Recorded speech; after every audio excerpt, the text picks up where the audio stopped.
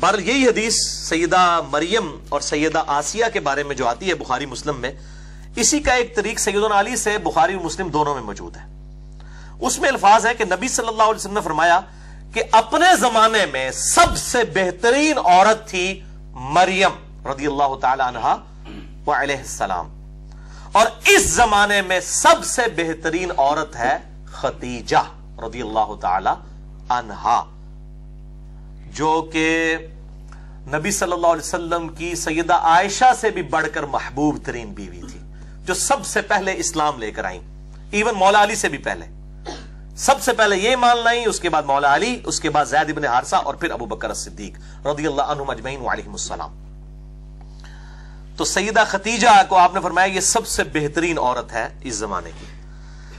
اللہ اکبر۔ بلکہ اسی کانٹیکسٹ میں بخاری اور مسلم میں ایک اور حدیث ہے، مشکات میں آپ کو ازواج مطہرات والے چیپٹر میں یہ حدیث بھی مل جائے گی کہ اما عائشہ رضی اللہ تعالیٰ عنہ خود کہتی ہیں مجھے سب سے زیادہ جس عورت پہ رشک ہے وہ خدیجہ ہے، سیدہ فاطمہ کی ماں اور حضور کی بیوی، محبوب ترین۔ آپ صلی اللہ علیہ وسلم خدیجہ کا اتنا ذکر کرتے کہ مجھے خدیجہ پر رشک ہونے لگتا، حالانکہ میں نے خدیجہ کو دیکھا نہیں تھا۔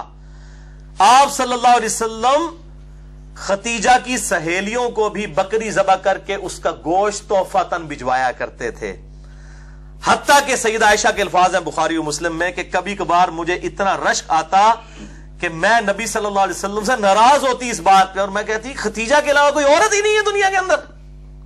میں وہ بتا رہا ہوں، وہ بیوی جو سیدہ عائشہ بھی جس پہ رشک کر رہی ہیں۔ تو جب سیدہ عائشہ کی ہم فضیلت کی بیان کر رہے ہیں تو حضرت خدیجہ کو چھوڑ کے، خدیجہ والا لیول نہیں تھا سیدہ عائشہ کا، نہ مرتبے میں اور نہ نبی صلی اللہ علیہ وسلم کی محبوبیت میں، یہ ان کے بعد کی بات ہے۔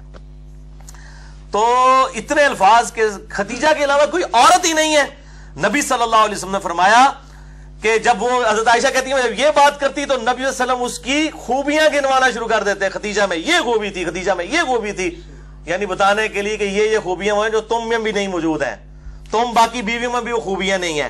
اور پھر فرمایا کہ میری تو ساری اولاد ہی خدیجہ سے ہے، یعنی آپ کی جو چاروں بیٹیاں ہیں، ٹھیک ہے، اور سیدہ فاطمہ اور سیدہ رقیہ، سیدہ ام کلثوم اور سیدہ زینب رضی اللہ عنہم اجمعین وعلیہم السلام، یہ چاروں بیٹیاں سیدہ خدیجہ سے ہوئی ہیں، اور یہ ان کی اپنی بیٹیاں ہیں نبی صلی اللہ علیہ وسلم کی۔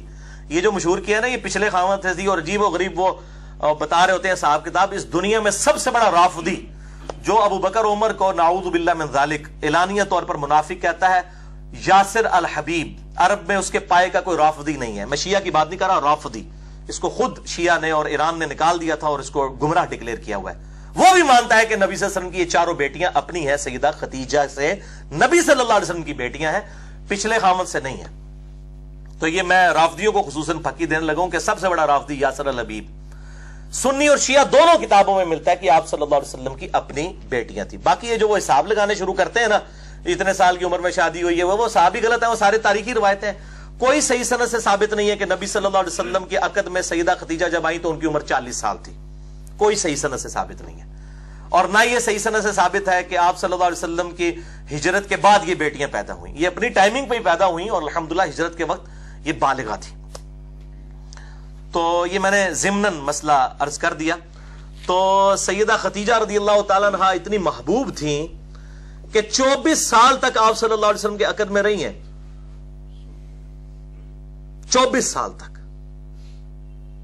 اور آپ صلی اللہ علیہ وآلہ وسلم نے ان کی زندگی کے اندر دوسری شادی نہیں کی ہے۔ اس سے اندازہ کر لیں 49 نبوی میں جب نبی صلی اللہ علیہ وسلم کی عمر مبارک 49 سال ہوئی، کیونکہ آپ کی شادی 25 سال کی عمر میں ہوئی، اسی سال آپ پر 2 غم کے پہاڑ ٹوٹے، ایک سیدہ خدیجہ رضی اللہ تعالی عنہا کا جو ہے انتقال ہوا، اور دوسرا جناب ابی طالب کا۔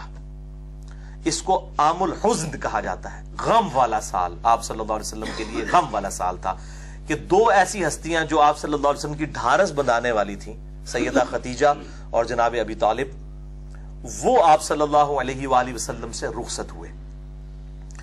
تو آپ صلی اللہ علیہ وسلم نے سیدہ خدیجہ کی زندگی میں دوسری شادی کبھی نہیں کی ہے۔ یہ آپ صلی اللہ علیہ وسلم کی ایک خاص ایفیلیشن تھی اپنی اس بیوی کے ساتھ، ورنہ اس زمانے میں کتنی آفرز تھی، لیکن آپ صلی اللہ علیہ وسلم اس معاملے میں یعنی اتنی زیادہ محبت فرماتے تھے کہ کسی اور عورت کے ساتھ سیدہ خدیجہ کو آپ نے شیئر نہیں کیا. یہ سیدہ خدیجہ کی بہت بڑی فضیلت ہے رضی اللہ تعالی عنہ علیہ السلام. حتیٰ کہ غزوہ بدر کے موقع پر جب آپ صلی اللہ علیہ وسلم کی بیٹی سیدہ زینب، جن کے جو شوہر تھے ابو العاص ابن ربیعہ، جو اس وقت تک مسلمان نہیں ہوئے تھے، بعد میں مسلمان ہوئے، اس وقت تک اجازت تھی کہ غیر مسلم کے ساتھ بھی رشتہ ہو سکتا تھا. تو یہ خاوند تھے، سیدہ زینب کے خاوند جو ہے وہ قید ہو کر غزوہ بدر میں کافروں کی طرف سے لڑتے ہوئے قیدی بنا کر لائے گئے. اب فدیے سے چھڑانے کے لیے ظاہر کچھ رقم ادا کر رہی تھی تو سب لوگ رقم دے رہے تھے. تو اب سیدہ زینب کے وہ چکے ہسبینڈ تھے، تو انہوں نے اپنے خاوند کا فدیہ دینے کے لیے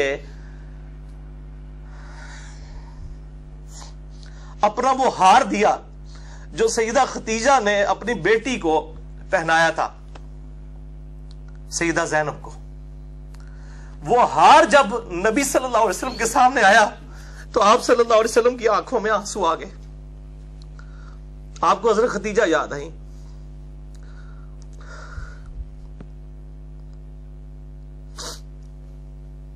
آپ صلی اللہ علیہ وسلم نے اپنے اصحاب سے کہا کہ اگر تم مجھے اجازت دو تو میں یہ ہار اپنی بیٹی زینب کو واپس کر دوں، یہ میری بیوی کی نشانی ہے اس کے پاس.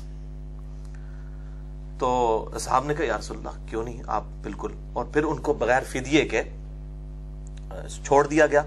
پھر وہ اتنے حسن اخلاق سے متاثر ہوئے کہ انہوں نے اسلام بھی قبول کیا، اور انہی کی بیٹی ہے امامہ رضی اللہ تعالی عنہا. بڑی مشہور ہے نبی صلی اللہ علیہ وسلم کی یہ نواسی، جن کے بارے میں بخاری مسلم میں آتا ہے کہ آپ صلی اللہ علیہ وسلم ان کو گود میں اٹھا کے نماز بھی پڑھا کرتے تھے.